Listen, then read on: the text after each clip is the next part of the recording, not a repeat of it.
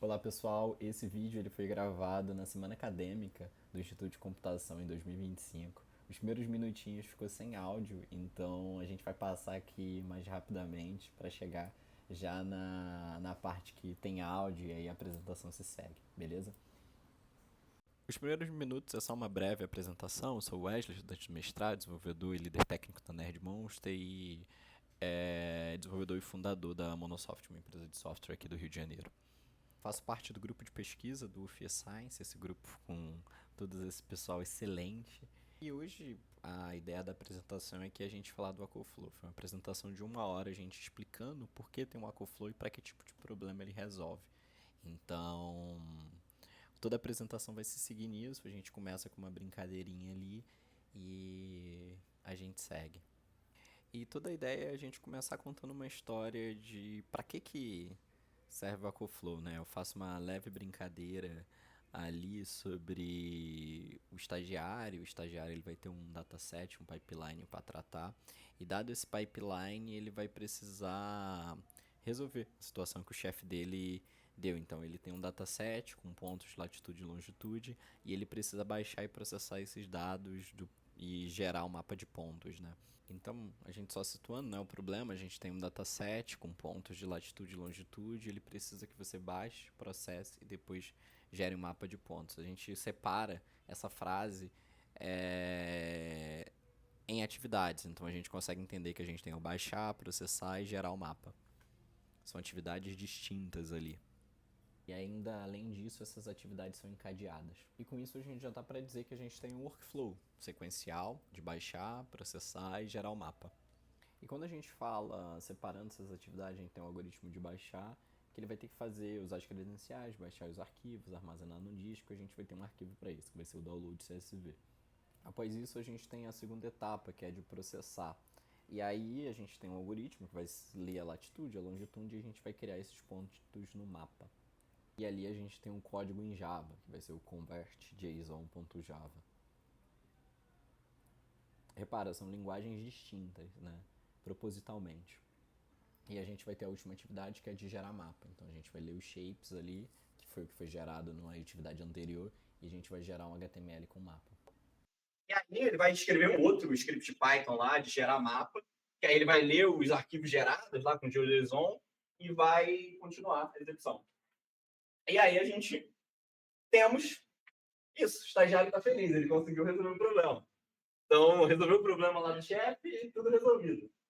Mas aí, a gente começa... A vida não é tão simples, né? A vida é cruel. Às vezes o problema ele é bem maior. Os arquivos têm 2 terabytes. E agora? Como é que ele vai rodar? O computador dele nem tem isso de espaço. Como é que ele roda 2 terabytes ali para processar aquele dado? Começa a ter um problema que os recursos computacionais que ele tem na sua máquina, no seu, ele está rodando ali, não consegue entregar para rodar aquele workflow. Aquele workflow simples aqui, de baixar, processar e gerar um mapa, por exemplo. E aí, vamos piorar. O processar os shapes, beleza, com arquivos pequenos a gente roda ali em 10 minutos, mas agora com esses 2 terabytes, os shapes vai demorar 12 horas para processar. Deixar o computador ali, o computador está esquentando dele, né? Pegando fogo, olha o emojizinho de fogo. E vai começar a demorar muito mais que isso aqui. E também, para gerar o mapa, agora vai demorar mais 6 horas. Então a gente começa a ter, tanto de tempo quanto de recursos computacionais, problemático rodar isso aqui no nosso mero computador. E a gente vai ter que utilizar recursos computacionais mais avançados, como nuvens ou até mesmo supercomputadores para resolver esses problemas. Problemas maiores, problemas de verdade, assim, eu gosto de chamar. E é isso, o estagiário ali não sobrou nada para ele. Sobrou nada para ele. Isso aí é o que restou para o estagiário. E aí a gente começa a ir numa parte mais o que é o workflow científico. Então, a gente tem muitas simulações complexas, modelos matemáticos, se encontrar em diversos domínios, da astronomia, da biologia, geologia, e a gente vai ter justamente esse encadeamento de programas e serviços de script formando esse workflow. Normalmente, esses workflows eles são modelados como um DAG, esses grafos acíclicos dirigidos. Então, você vai ter uma atividade, essa outra atividade vai seguir numa outra, essa outra atividade vai em uma outra e por aí vai indo. Você vai ter algumas que são paralelas, mas você começa a montar um workflow científico. muito daquela ideia de você ter você ter um problema que você vai dividindo em pequenas etapas para resolver ele. E aí a gente encadeia ele, modela ele, chamando de workflow. Se ele é do domínio científico, é um workflow científico. Tá aí uma breve explicação do que é um workflow científico. E aí a gente tem esses workflows, eles são caixas pretas, né? Então, cada atividade pode ser chamada até de uma caixa preta e pode ter linguagens diferentes. Naquele exemplo bobo que eu falei lá, você tinha uma parte em Python, outra em Java, mas isso realmente acontece. Você vai ter uma parte da sua aplicação, nossa, já está feita nessa linguagem, já está feita dessa forma. E você vai ter alguma outra parte da sua aplicação que tem que rodar em R. Tem uma parte lá que é um Jupyter em Python, pega o resultado desse cara em Python, joga em R, e depois você vai ter que rodar esse cara em algum ambiente computacional de computação de alto desempenho em nuvem. Então, você vai usar um supercomputador mesmo, tipo usar um Santos Dumont lá de Petrópolis para poder rodar, ou usar um ambiente de computação em nuvem. Porque a gente começa a vir com uns problemas que ele é muito grande. São problemas, aquilo, ali foi um exemplo, assim, 2 terabytes, mas às vezes é muito dado mesmo. Como é que tu processa isso? Você não roda na sua máquina. Você vai precisar de um ambiente com bastante recurso computacional. E aí que a gente chega para resolver esse problema, a gente desenvolveu o Workflow. O Workflow ele é um middle para você executar de forma eficiente esses workflows em múltiplos ambientes containerizados. Então, a gente usa muito da tecnologia de containerização que existe. Para o quê? Para a gente pegar aquele workflow, a gente especifica ele de uma vez. Então, a gente tem aquele pipeline, a gente tem qualquer tipo de probleminha que você tem ali, você vai especificar ele uma vez. Você vai falar, olha, ele faz essa atividade, essa outra depende dessa, e a coisa vai indo por si só, e você roda ele em qualquer lugar. E em qualquer lugar que eu digo, em sua máquina, em um supercomputador ou em um ambiente computacional em nuvem. A gente usa da tecnologia de containerização para isso. Então, a gente começou desenvolvendo muito na base do Kubernetes, que era uma ferramenta de orquestração de container, para poder executar. No final, o Kubernetes está aqui muito como uma base para a gente executar, mas quando você usa o Workflow, você nem precisa mexer com o Kubernetes, ele é um grande framework, um grande orquestrador que tem diversas questões ali. Mas mexendo no Workflow, você abstrai tudo isso para uma simples modelagem de um YAML ou via interface para falar, olha, roda essa atividade com Python, roda essa com Java, e ele vai fazer todo esse encadeamento, garantir toda essa dependência de dados. A gente começou desenvolvendo ele a partir do Kubernetes, garantindo essa dependência, e a gente expandiu ele, e é um pouco disso que eu vou falar aqui também, como que a gente expandiu, e até chegar numa parte mais fora da aplicação para convidar vocês para colaborar com o projeto. Ele é um projeto desenvolvido em Golang, então acho que esse é um fator interessante. Aí a gente até fala por que a gente usa Golang também. E aí, quando a gente desenvolveu o Workflow, eu e o professor Daniel falar, a gente pensou muito em 3 princípios aqui. A gente tem essa portabilidade, então a gente conseguiu montar um pipeline, um workflow. Agora a gente já está familiarizado, né? Se falar pipeline, workflow, estamos familiarizados. A gente rodar esse pipeline, esse encadeamento de programas, independente do ambiente computacional, porque isso sempre foi um problema. Você faz uma coisa para rodar na sua máquina, você vai rodar em cloud e não vai rodar. Não tem as mesmas libs, você está usando uma versão do Python específica, e aí, beleza, você bota na nuvem, aí lá, beleza, subiu uma máquina na AWS lá, com o EC2, que aí eu vou rodar o Python, vou baixar a versão do Python, até vai funcionar, mas aí depois você vai rodar isso num supercomputador, por exemplo, que nem tem acesso à internet, só tem um código de processamento bruto lá para você. Já piorou tudo, você nem consegue baixar lib. Então, muito do que a gente está propondo aqui vamos containerizar isso, deixar tudo num container, com todo o pacote de software ali armazenado, e a gente faz essa execução desse item. Então, esse é um dos pilares assim, do Workflow, portabilidade. A gente vai ter imagens Docker e Singularity, que é uma alternativa Docker, e para reduzir esse conflito de software e garantir essa facilidade de migração entre os ambientes. Né? Um outro ponto que a gente traz junto com o Aquaflow é a proveniência, eu já falo da integração. É a proveniência que é na ideia de quando a gente executa cada uma daquelas atividades, é interessante a gente saber quando essa atividade começou, quando ela terminou, que tipo de métrica ela gerou, qual tipo de dados de telemetria ela gerou, quanto de CPU, quanto de memória, quais arquivos ela gerou. E aí que vem toda essa ideia de proveniência e a gente conseguir capturar como que aquela atividade está se comportando ali dentro, quanto de CPU, quanto de memória, quanto que ela consumiu. E no Aquaflow a gente faz isso tudo integrado. Então, quando está rodando um job, uma atividade, a gente consegue identificar, olha, essa atividade ela demorou tantos segundos para executar, ela usou tanto de CPU, tanto de memória do seu recurso computacional. Registro de logs e métricas, e a integração. Então, muito da ideia é que sempre quando, principalmente em outras apresentações que a gente já fez, a gente fala do Aquaflow, a galera fala, mas já tem N outras ferramentas que vão resolver problemas de orquestração. Mas muito do que a gente está propondo aqui não é deixar de usar elas, é usar com o Aquaflow. O Aquaflow ele vem na ideia de você pode usar essas outras ferramentas. Essas ferramentas, quando a gente está vendo aquele DAG, imagina ele como um subgrafo ali do seu gráfico principal, usando um Airflow ou qualquer outra ferramenta que existe. E quando você usa isso, você usa essas ferramentas, você não tem um ambiente de containerização ali. Imagina que você pega tudo aquilo e tudo ali vira uma atividade aqui no Aquaflow, que é uma sub-árvore que você consegue executar. E todas as outras demandas você consegue, porque um Airflow você não consegue rodar num supercomputador ou em qualquer outro ambiente computacional mais robusto assim. Então, é um pouco disso. E quando a gente fala desse modelo de preveniência, aqui só uma tabelinha básica do que a gente tem. E falar um pouco de como que ele é feito, né? O Aquaflow, ele usa simples tabelas para fazer essa relação. Então, a gente tem os workflows, a gente tem as atividades, a gente vai ter as métricas, os logs, e tem os stories ali dentro.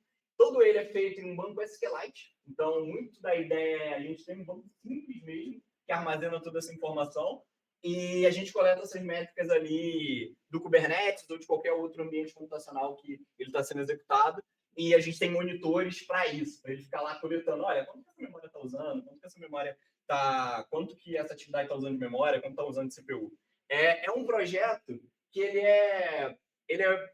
depois eu mostro aqui, vou mostrar como você executa ele. É uma coisa assim, você bota para rodar e ele é isso, é um middle, ele não é um sistema completão de workflows.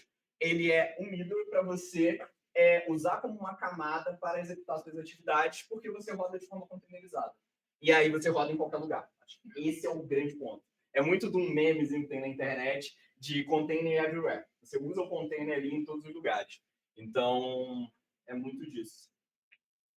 E voltando à nossa história, então a gente tem ali o computador pegando fogo do nosso estagiário, que ele está rodando, tentando baixar 2 terabytes, e provavelmente o notebook dele não tem essa computação. Ele não vai conseguir ficar 12 horas do computador dele ligado, depois que baixar, né? Porque baixar vai demorar pra caramba. E depois para gerar o mapa. Como que a gente resolve isso? Olha o bombeiro chegando. O Aquaflow. Ele vem justamente para apagar esse incêndio em todas as etapas. E aí, o Aquaflow ele não vai só... Aqui eu botei esse exemplozinho aqui do baixar, processar e gerar mapa, mas imagina qualquer outro cenário, assim, você tem essas atividades encadeadas, tá? Então, aqui eu trouxe como exemplo um pipeline de... Muita ideia é operar por cima do problema, né? Então, você tem um pipeline de edição de vídeo. E você tem lá, você vai baixar um vídeo, você vai extrair o metadado, você vai converter em 720, 1080, 4K, tudo isso aí pode ser em paralelo, depois você vai ter que gerar uma thumb, compactar eles e para todos os arquivos. É só um outro workflow que está lá disponível na nossa documentação de um workflow que é possível ser montado no Aquaflow, ou até um workflow de bioinformática. Não sei se tem alguém de bioinformática aí, mas vamos supor que você tem um problema de bioinformática que normalmente você tem lá um pipeline, a galera normalmente faz no Jupyter, notebook. Você tem, não, eu preciso fazer isso, depois que eu faço isso, eu preciso fazer essa outra etapa, depois limpa o dado, procura essa substring e tudo mais.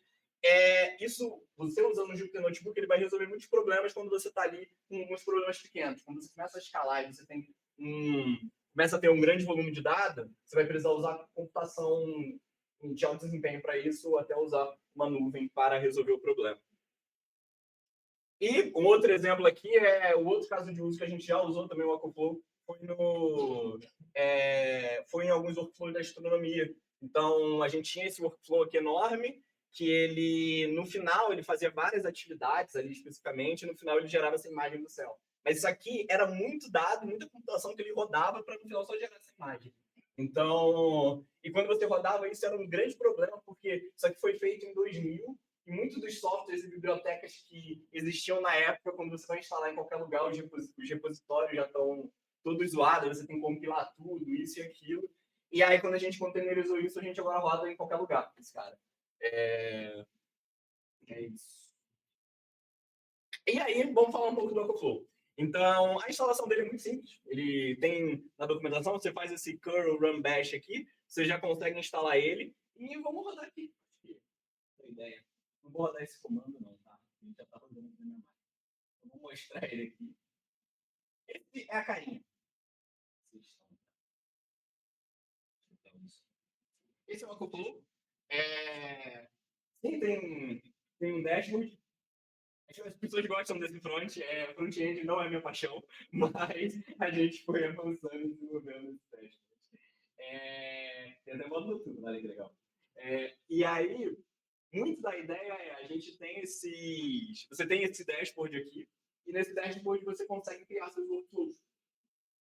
Então, você pode tanto submeter esse workflow de forma pela interface ou pelo YAML, uma especificação.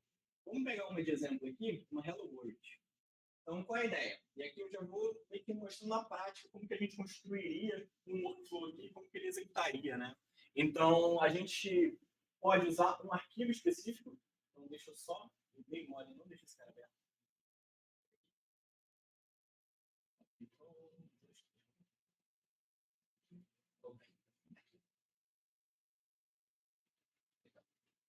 Então, vamos supor, a gente tem um workflow ali. Ele está especificado. Então, no meio que você fala, olha, usa essa imagem aqui específica para mim e você vai ter alguns metadados falando, olha, vai usar essa quantidade de disco e você vai ter essa atividade A, ela vai rodar nesse caminho, você vai ter essa atividade A e ela vai executar com uma quantidade específica de memória, uma quantidade específica de CPU e você vai rodar. Você vai rodar ali dentro. No caso dessa coisinha boba aqui, roda aí e cria esse arquivo A.txt com esse hello from A. Depois você tem uma atividade B, vai falar, roda também essa atividade B. E depois você tem uma atividade C que fala, olha, mas só roda a atividade C depois que você rodar a A e a B. Então você cria meio que uma dependência de dados e a gente começa a ter aquele pipelinezinho que eu tinha mostrado. E aí, quando eu boto até aqui na nossa interfacezinha lá do Aquaflow, você consegue importar ou montar ela lá. Eu vou pegar aquela Hello World, e aí ele já até mostra aqui essa dependênciazinha de dados que a gente tem. Então a gente tem essa atividade A aqui, que ela roda nessa imagem específica Docker, ela vai ter um comando específico, mesma coisa a atividade B, e a atividade C, ela vai depender dessas outras. Ela poderia não depender, ela poderia só depender da A ou da outra, aí ela depende dos dois. Então, aí a gente consegue criar esse workflow aqui. Depois que a gente cria esse workflow, estou mostrando ali a ferramenta, vocês conseguem instalar e fazer o uso dessa ferramenta. E aí você tem o dashboard, né, que foi o que eu mostrei ali. E você vai conseguir ter essas especificações. E aí você consegue tanto por interface, quanto por aquele arquivo YAML que está definido na documentação. Você tem justamente todas aquelas definições ali de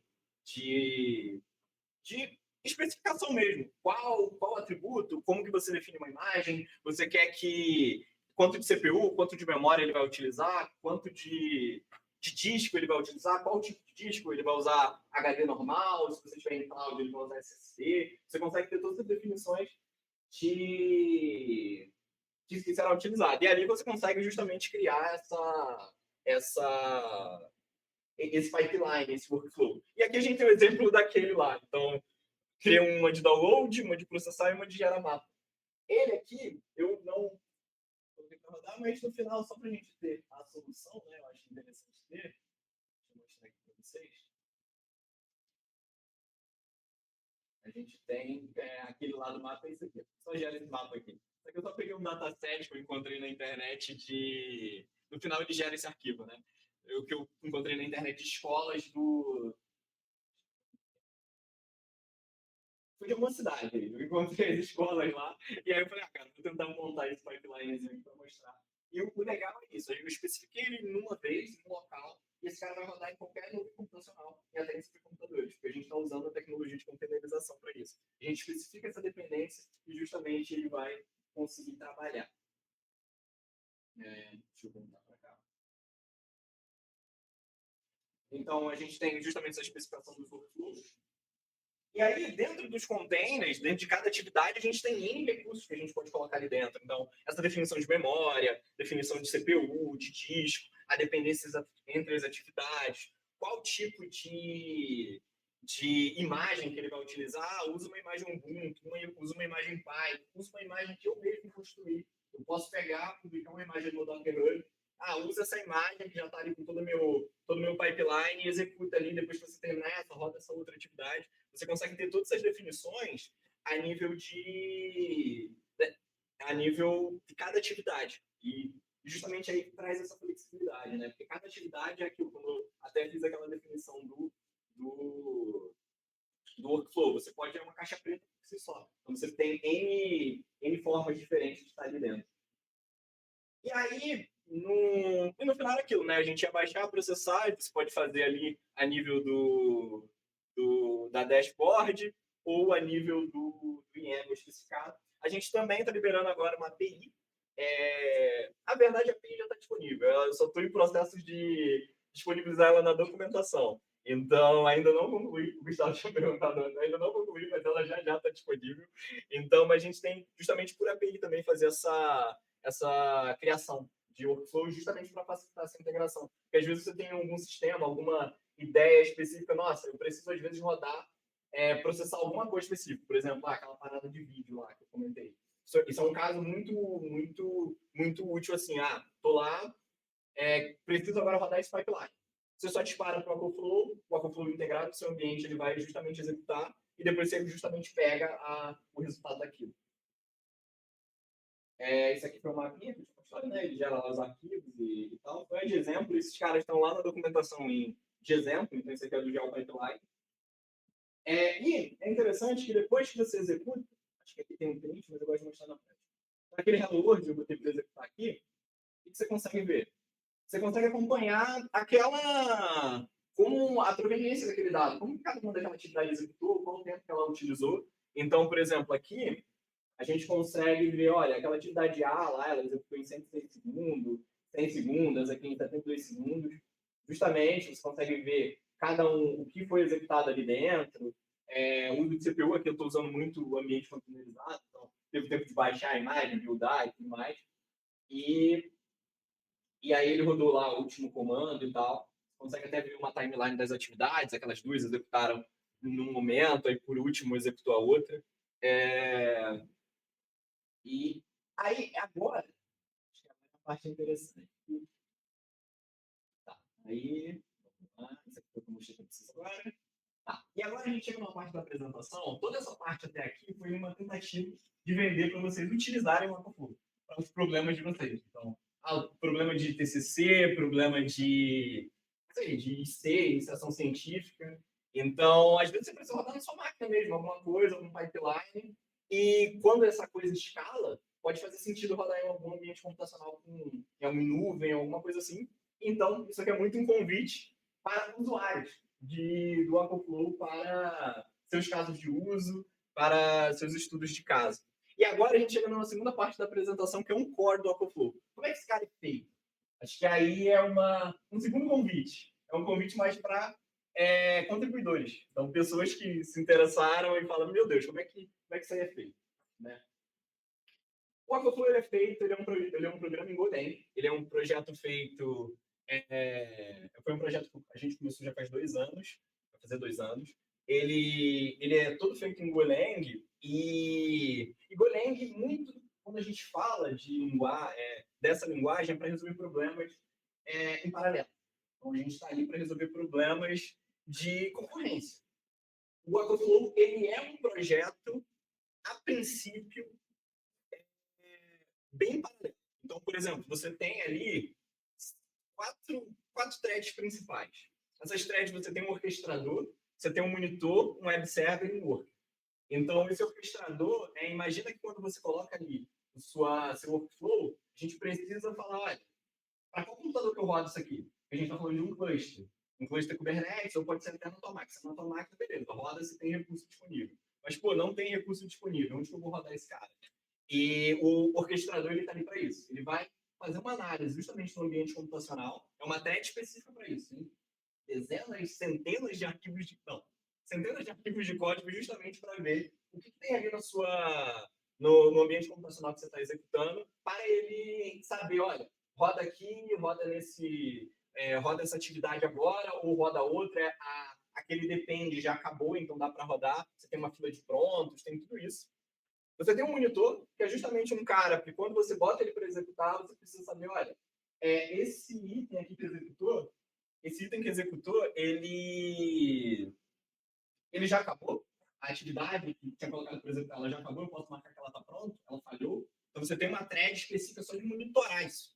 Você tem o web server, que é o que disponibiliza ali aquela interface, aquelas APIs que você pode requisitar e tudo mais. Você tem, de fato, o worker, que é quem vai conversar com o ambiente computacional. Então, vai disparar os containers naquele ambiente computacional. Então, eu estou num cluster local aqui. Quando eu boto para rodar um pipeline lá, ele vai disparar uma atividade lá no Kubernetes para rodar. Se eu estou lá no supercomputador, ele vai disparar uma atividade lá no supercomputador. Então, o worker é muito responsável por isso. São algumas threads principais. E é realmente, assim, é bem separado. Aqui, eu falei antes, né? Mas você tem o orquestrador responsável por orquestrar as atividades, o web server, que é o que disponibiliza as APIs, o Ocoflow Admin e essa parte visual do Ocoflow. Você tem um monitor responsável por monitorar e o worker, que é responsável por conectar, por executar dentro dos conectores, que eu já até comento deles, para iniciar cada job, né? E quando eu falo essas threads separadas, realmente são threads bem separadas mesmo. Então você tem lá a main do Ocoflow que tem todas essas threads. Eu falei as principais, mas tem algumas a mais. Por exemplo, você tem o worker, o orquestrador, você tem o monitor, você tem um garbage collector também, você tem um health check, você tem diversas threads ali que está garantindo o funcionamento daquele sistema. E cada uma é um universo por si só. Por exemplo, a health check, ela é o que garante para verificar, olha, aquele runtime está disponível. Então, acho que é até interessante abrir aqui e executar. Deixa eu deixar disponível, né? Ó, a gente tem um cluster conectado com um cluster local. Quem está falando que esse cara está online é o meu health check. Ele justamente faz verificações, ele fala aqui, ó, foi 19h34, o meu computador tem outro horário, mas ele vai justamente garantindo que, olha, tá online. A última vez que eu testei estava online e continua online. Você tem o worker, que ele vai disparar a atividade. E eu não ia fazer isso aqui, mas vamos disparar uma atividade aqui. Então, aquela hello world lá, aquele print, a gente vai apresentando aqui e vai postando. Então, o que eu vou fazer? Eu vou criar uma atividade aqui, ela vai usar essa imagem ao Python. Eu espero que eu tenha internet para ele baixar essa imagem, se não tiver, senão vai ficar feio. Mas, e aí, basicamente, ele vai rodar essas duas atividades e depois vai rodar essa última aqui. A gente cria o workflow. Depois que ele cria o workflow, ele tem aqui o workflow lá rodando. E é interessante, quando a gente vai lá no nosso cluster e vê o comportamento desse cara, a gente vê lá as atividades sendo disparadas. Então, ele já está rodando a atividade, e ele vai ficar rodando aí, depois, daqui a pouco ele termina, ela está em progresso, e aquelas atividades encadeadas ali, ela está sendo executadas, né? Daqui a pouco eu volto ali, provavelmente já terminou. Mas, aí o worker esse cara é responsável por disparar aquela atividade que executou. Você tem um orquestrador, que é isso que eu comentei, ele vai verificar ali, nossa, para onde que eu rodo, porque ali eu tenho um cluster, uma máquina que está simulada aqui na minha máquina, mas imagina que você tem 10 nós ali. Ele vai verificar, olha, qual nó está mais disponível para eu executar. Você tem um monitor e o garbage collector, que é bem curioso. Quando a gente, lá nas primeiras versões do Agoflow, a gente não tinha esse cara. E o fato da gente não ter esse cara ficou caro as coisas, porque a gente ficava disparando a atividade a todo momento, alocando disco a todo momento. Teve um estudo de caso que a gente fez da astronomia que tinha 500 atividades, cada atividade usava 32 GB. Assim, foi terabytes, e ficou caro a coisa. Então a gente falou, putz, eu acho que eu não preciso manter aquele disco da atividade em todo momento. Então aí o Garbage Collector ele vai lá e fala, olha, qual atividade você quer que ela mantenha o disco, as atividades ali? Então, mantenha o disco daquela atividade. E aí, no final, a gente sempre deixava só a última atividade ali para manter o disco, porque não faz sentido ficar alocando 1000 discos e tudo mais. Aí foi uma outra thread que a gente criou justamente para isso. E o web server, que é quem conversa nessa API. Ele é um código legal. E é bem interessante que aí É o que eu falei, isso aqui é o momento da gente convidar vocês para vir colaborar. Né? Então aqui vai entrar no Tecniquez. E aí cada atividade quando a gente vai, dispara para o nosso work inicial, a execução, hoje ele tem um servidor NFS, um servidor distribuído. Então cada workflow cria um servidor NFS. E é bem interessante, deixa eu até voltar aqui, vamos ver se coisa mudou. Olha, eu vou ver as atividades, até mudou. Então, aquelas atividades que a gente viu, a atividade aqui, isso aqui é a visão do cluster, a gente vê que ele já terminou a execução, mas é bem interessante. Deixa eu só. É bem interessante que aqui ele criou esse aqui do terceiro workflow, que foi esse cara que eu criei agora, e ele tem um NFS server lá. Porque todo o arquivo que foi gerado entre essas atividades, ele salvou num local específico que todo mundo consegue ler e escrever ao mesmo tempo. Então, ele sobe um servidor de arquivo para todo mundo conseguir escrever ao mesmo tempo. Porque agora aqui a gente mostrou uma atividade um workflow com 3 atividades. Mas imagina muito mais atividades. Então, a gente cria um servidor específico de arquivo só para conseguir consultar essas informações.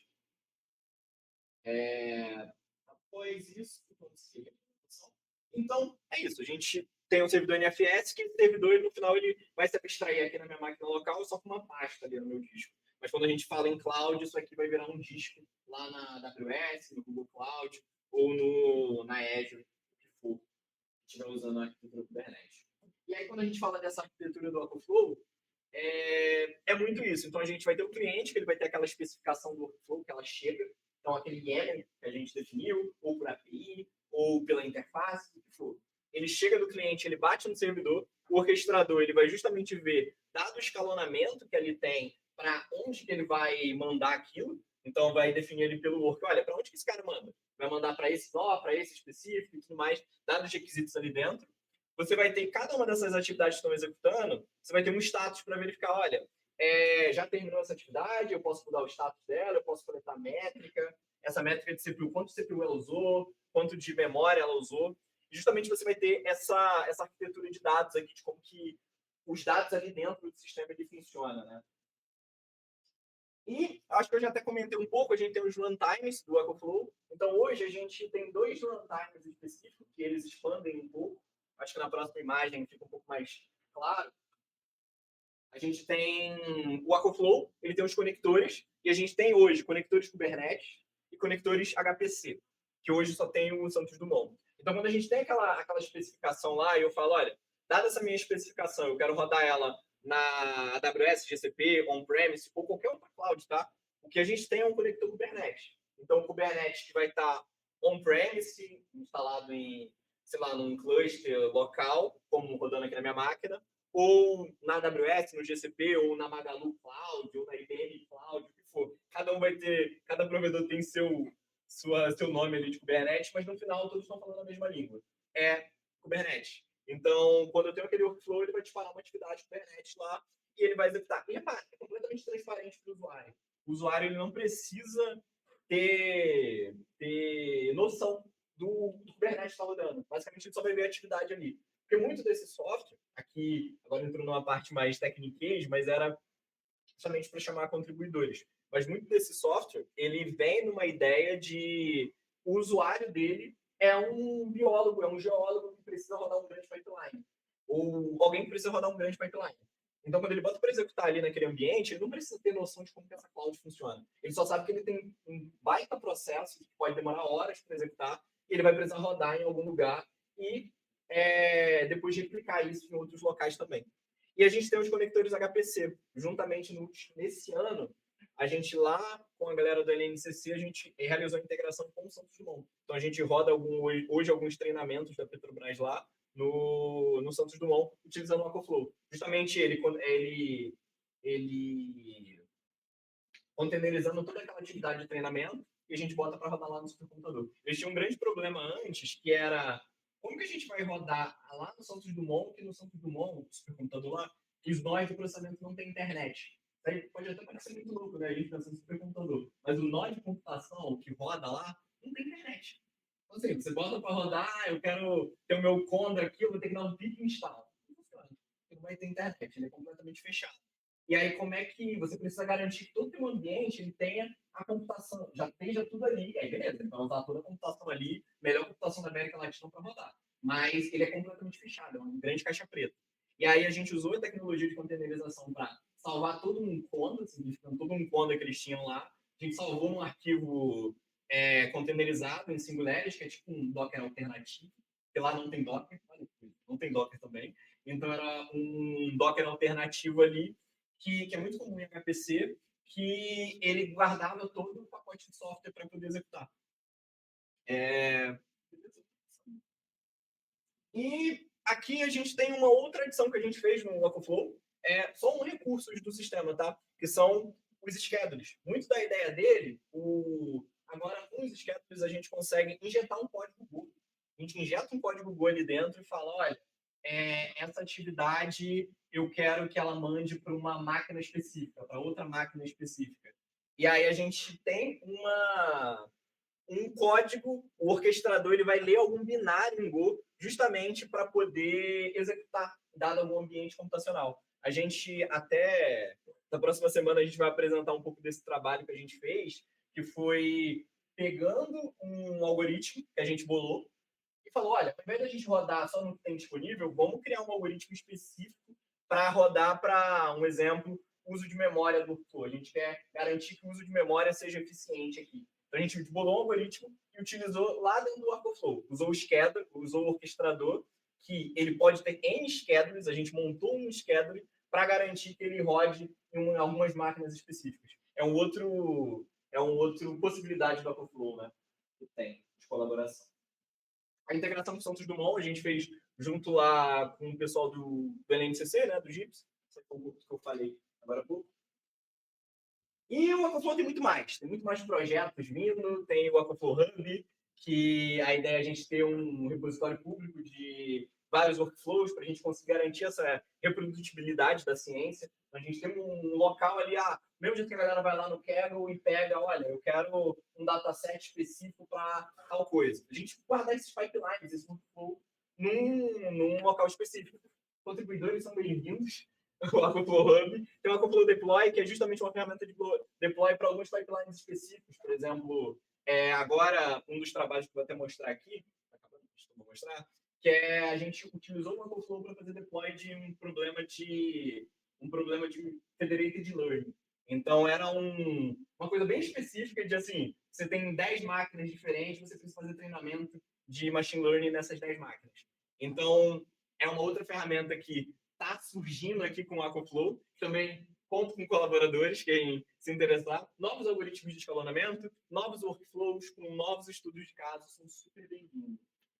Então, esse projeto a gente já está há 2 anos ali. Então, a gente começou esse projeto na minha graduação, no meu trabalho de conclusão de curso, que a gente concorreu a test paper ano passado lá no Simpósio Brasileiro de Banco de Dados. E junto com esse, a gente foi utilizando esse algoritmo junto com uma heurística de confidencialidade para ambientes containerizados. E aí foi junto também, a gente foi ano passado com essas publicações. Esse ano a gente foi no Simpósio Brasileiro de Banco de Dados, teve lá em Fortaleza, a gente ganhou o melhor artigo. Foi um prêmio bem legal, que mostrou muito desse desenvolvimento, da aplicação que a gente fez nesses últimos meses, até para apresentar aqui para vocês, para ser útil para uso, né? E agora, semana que vem, a gente vai apresentar justamente esse algoritmo de escalonamento e também esse caso do Federated Learning, que o Aquaflow foi usado lá no SSCAD, lá em Mato Grosso. A gente vai apresentar esse trabalho. A gente agradece muito a todos os colaboradores, tem muita gente que participa desse projeto e eu quero que venha mais gente participar. Então, é um software que conta com muita gente, qualquer commit, qualquer sugestão, qualquer caso de uso é super bem-vindo. Então, peguei a listinha de commits, qualquer contribuição que a galera fez lá. Então, é muito bem-vindo. Um abraço a todos vocês e convido para vir. Então, esse é o Aquaflow. O código dele é aberto. Eu convido vocês a dar start no GitHub. A gente está com 52 stars na última vez que vi. Se aumentar é legal. Mas se interessar pelo projeto, não vai dar start se não se interessar. Se interessar pelo projeto, dá um start, vai usar, é legal. Convido a ver a documentação. Às vezes você tem alguma atividade lá que demanda, algum encadeamento, que pode ser interessante usar o Aquaflow para isso. E é isso. Esse aqui é a foto do grupo todo de Science, que é bonitinho. E obrigado, gente. Foi. Uma pergunta?